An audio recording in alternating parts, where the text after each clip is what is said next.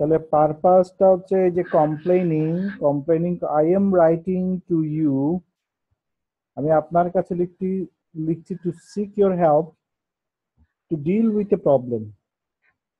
Two complain কথাটাকে অন্যভাবে লিখলে আমরা বলতে পারি আপনার একটা সমস্যার সমাধান করার জন্য আপনার সাহায্য চাচ্ছি। সমস্যাটা কোথায়? At the park. পার্কটা কোথায়? Across street. হ্যাঁ, কোন street? From where I live. তো ফ্রম মাই হাউস লেখা যেত না এখানে? ফ্রম মাই হাউস, কিন্তু এখানে ফ্রম মাই হাউস না লিখে ফ্রম ওয়্যার আই লিভ কেন লিখলাম?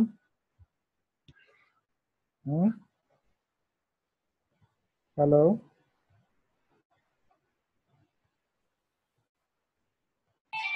আসি স্যার। কেন এখানে ফ্রম মাই হাউস না লিখে ফ্রম ওয়্যার আই লিভ কেন লেখা হইলো? মানে এখানে বলছে যে যেখানে আমি বাস করি। এটাকে বলে কমপ্লেক্স ল্যাঙ্গুয়েজ। মানে সিক্স বা সিক্সের চেয়ে বেশি পেতে গেলে অবশ্যই সেন্টেন্সে, মানে এসে রাইটিং গুলোতে, এসে বা লেটারে অবশ্যই কি থাকতে হবে? কমপ্লেক্স সেন্টেন্স থাকতে হবে। যদি at the park across the street from my house লিখি তাহলে এটা হচ্ছে ইজি ল্যাঙ্গুয়েজ। যদি across the street from where I live তাহলে সেন্টেন্সটা একটু স্মার্ট হবে।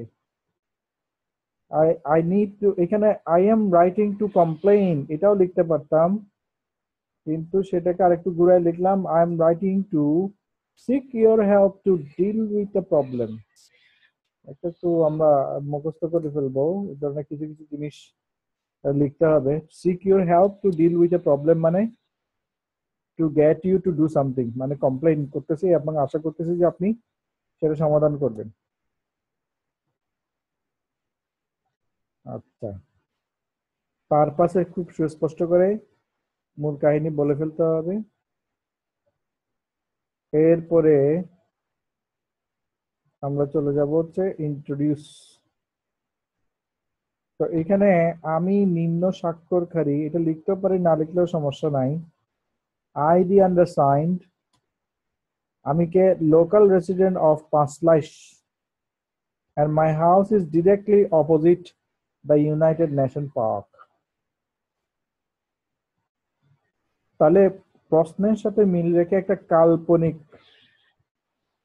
অ্যাড্রেস তৈরি করতে হবে এবং বলতে হবে যে ওই অ্যাড্রেসে আমি স্থায়ী বাসিন্দা,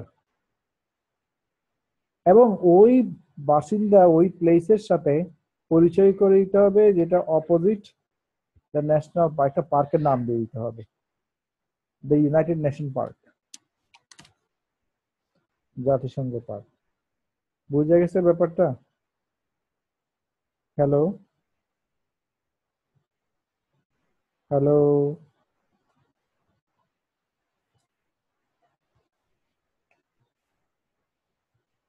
হ্যালো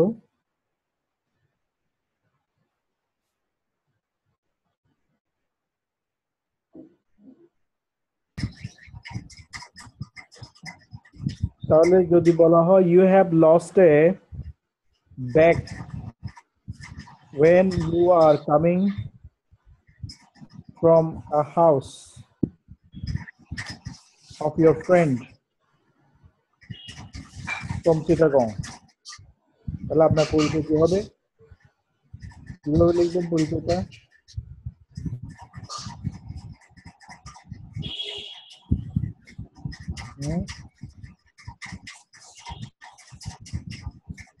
এখন এই জায়গায় কাল্পনিকভাবে কি লিখতে হবে? I am a regular commuter অথবা passenger of your bus service. ঠিক আছে, এই ধরনের কাল্পনিক একটা পছন্দের সাথে মিলে একটা পরিচয় ঠিক করতে হবে। তাহলে গেল। এবার আমরা বডিতে লিখবো। বডিতে দেওয়া আছে the problem is that every day ওই যে সে মানে লোকটা পরিচয় দিচ্ছে every day a young man brings two large হ্যাঁ ডোবারম্যানস থেকে নাম দিচ্ছি ওই যে কুকুরের নাম to the park and allows them to run free of the leash মানে কি অর্থাৎ তাদের দড়ি ছেড়ে দেই কাহিনীটা তুলে ধরলাম obviously this is a potential danger to other people who use the park এই ঘটনাটা নিশ্চিতভাবে অন্যান্য লোক যারা পার্ক ব্যবহার করে তাদের জন্য ভয়ঙ্কর although I have not seen the dogs cause any injury they frequently frighten children there and cause concern to other parents যদি আমি কখনো এই কুকুরগুলোকে অন্য কাউকে আঘাত করতে দেখিনি তবে আমি প্রায় সময় এটা দেখেছি যে বাচ্চারা এতে ভয় পায় এবং অন্যরা এটা নিয়ে অন্য মা বাবারা এটা নিয়ে দুশ্চিন্তায় ভোগে I have contacted the police আমি পুলিশের সাথে ইতিমধ্যে যোগাযোগ করেছি but they have not taken action কিন্তু পুলিশ এ ব্যাপারে কোনো উদ্যোগ নেয়নি despite the fact that signs clearly state that dogs must be kept leashed যদিও মানে পার্কে লেখা আছে কুকুর পার্কে আনা যাবে কিন্তু দড়ি বেঁধে আনতে হবে kept leashed kept leashed মানে কি প্লিজ পুলিশ সত্য দড়ি মানে দড়ি দিয়ে ধরে রাখা আর কি আর আনলিশ মানে তো দড়ি ছেড়ে দেয়া লেলিয়ে দেয়া আনলিশ মানে কি দড়ি ছেড়ে দেওয়া আমরা এটাকে বলি লেলিয়ে দেয়া লেলিয়ে দেয়া যাবে না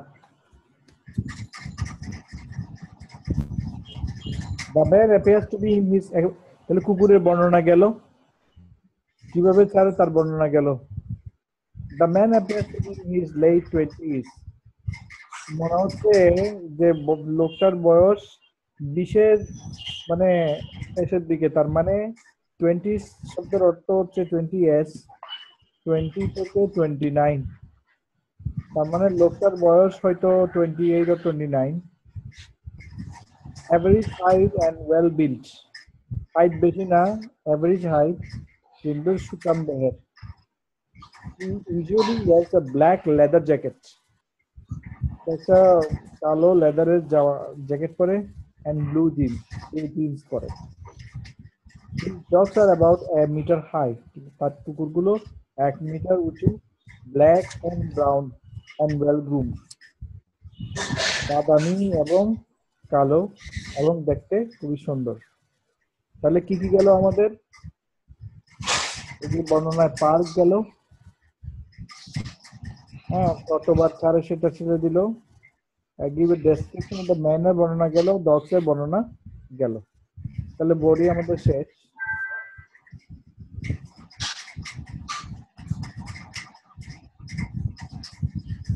এরপরে এবার আমরা চলে যাব কোথায় last rounding of I look forward to your due consideration and immediate action to take care of this matter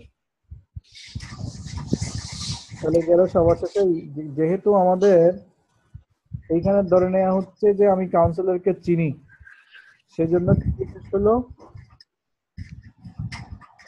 yours sincerely আর যদি না চিনি তাহলে কি দিয়ে শেষ হবে yours faithfully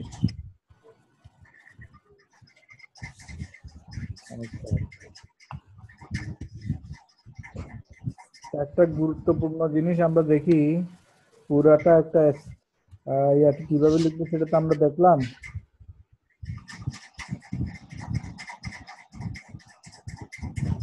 একটা নিয়ম খুব ভালো করে খেয়াল করবো, সেটা হচ্ছে খেয়াল করেন এইখানে এই জায়গায় দিয়ে কাউন্সিলের পর একটা কমা আছে না, দেখা যাচ্ছে? হ্যাঁ এই জায়গায় যদি আপনি কমা দেন তো অবশ্যই এই জায়গায়ও কমা দিতে হবে, আর কমা না দিলে দেওয়া যাবে না। হ্যালো।